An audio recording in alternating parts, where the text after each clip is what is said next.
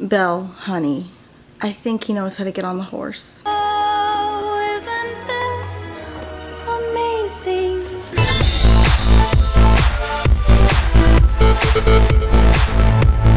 No. A great remake will take the good elements from the original work, adapt it for a contemporary audience, and also create something new and different. And hopefully it'll also be a good movie too. But Disney was much too afraid of straying too far from the safety of Beauty and the Beast's nostalgic shadow to actually make the entire movie good. Honestly, I don't even know if they were trying to do something beyond just promoting the animated movie. Where's Belle's mom? How did Belle get the beast on her horse? Why does the Enchantress cast a spell on an 11-year-old? How has Chip not aged? Why doesn't Gaston marry the Bimbettes? Who cares? Yes, I also read that BuzzFeed article from 2013. We've discussed the different questions posed by people outside of Disney before. We've also addressed how many of those questions don't actually matter in the grand scheme of the original movie and how easily they could be answered, with just like a little itty-bitty tiny bit of creative thought. If you want to know what we, your foremost academics on Beauty and the Beast, have to say in response to those questions, you can check out the links in the cards. And yes, we consider ourselves your foremost academics on Beauty and the Beast. Just saying. Answering some of these questions works in the film's favor. The idea that the village is frozen in time and that no one is aging is actually pretty cool. It certainly provides us with a new interpretation of the lyrics in Belle, where she sings, Every morning just the same, since the morning that we came. But most of the time, addressing the problems of the animated movie just weakens this one. Even in just mentioning this frozen in time village, the movie brings up questions it doesn't take the time to answer. Is anyone aging? If Belle and Maurice came here when Belle was a baby, why don't they notice that they're the only ones getting older? Is this like a Tuck Everlasting situation? Can no one die? Does the Enchantress's magic just help them reconcile this every single moment?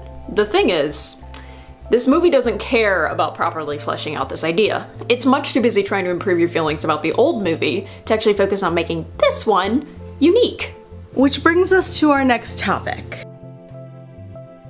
There were a lot of things in this movie that we felt were only present because they were in the animated movie. Songs, certain scenes, and even characters that are so beloved by fans that Disney seemed nervous to remove them at risk of angering that audience.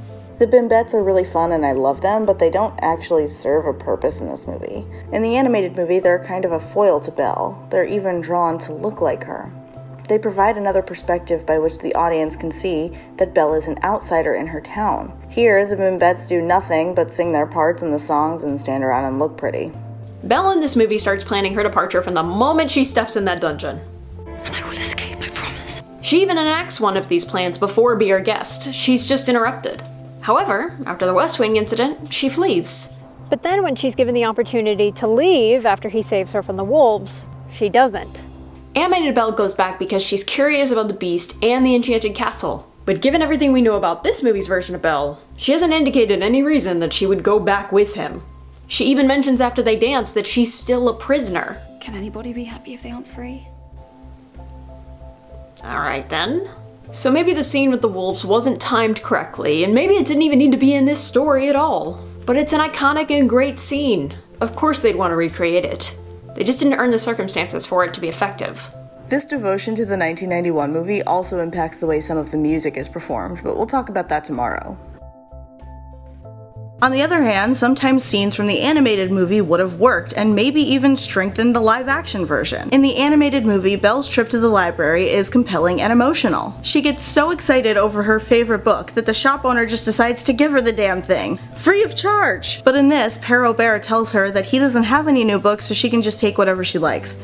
So she takes Romeo and Juliet and just walks the f*** out. It's almost like reading isn't one of her favorite things to do, and it's not, because the movie focused on her being an inventor. I get the feeling that these male writers totally forgot that Belle wants adventure in the great wide somewhere, not just because she's ostracized and bored, but because she reads voraciously in public. I don't know if we ever get that feeling with live action Belle, because though she expresses her discontent with her life in the provincial town, she never says she wants to leave. Sure, she has the same line, but it doesn't really mean as much. We never really get to see her consider the work that she reads, nor the idea that something more might be out there for her. It all comes down to the absence of one incredibly influential line.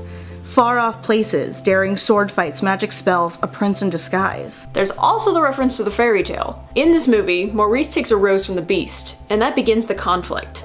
Alright, the beast has one magical rose, and all of his other roses are just f***ing flowers. He's got no reason to lock a fella up. Just saying. Ah, but you see, this happens because it happens in the fairy tale. But there's a very different context in the fairy tale, and consequently, the same device that works in that story falls flat in this movie. Especially because there's no explanation for why this is a reasonable punishment. Maurice even says as much. Apparently that's what happens around here when you pick a flower. This movie references the material it's based on throughout its entirety, and what I can only guess is an attempt to appease you, no matter what version of Beauty and the Beast you love. There are even Jean Cocteau arms outside the castle, because Bill Condon has seen films too, guys. But it's much more concerned with getting the highlights, the big scenes, the big looks, the big things right, than it is with telling a compelling story. It almost completely sacrifices story to look the part of a remake. There was one borrowed scene that we liked. It was the only time they borrowed anything of value and used it well from the musical. Which is not to say that there aren't other valuable scenes in the musical, just to say that this scene is the only one that they took from the musical. The most emotionally compelling scene in the entire movie was when we saw everyone turn into their respective objects. Paige was crying. Don't pretend like seeing Mrs. Potts and Chip call out to each other right before they turn into actual inanimate objects isn't traumatizing. And the fact that Cogsworth and Lumiere reach out to one another, it would be iconic if they actually acknowledged that Lumiere and Cogsworth are hella f***ing gay. This scene is the perfect blend of what we could have had from this remake. Something borrowed, something new, and something genuine. It's also what we didn't really get much of. That's what a great remake is. It's knowing what worked before, but not being so devoted to your source material that you follow it in spite of everything. We'll see you tomorrow.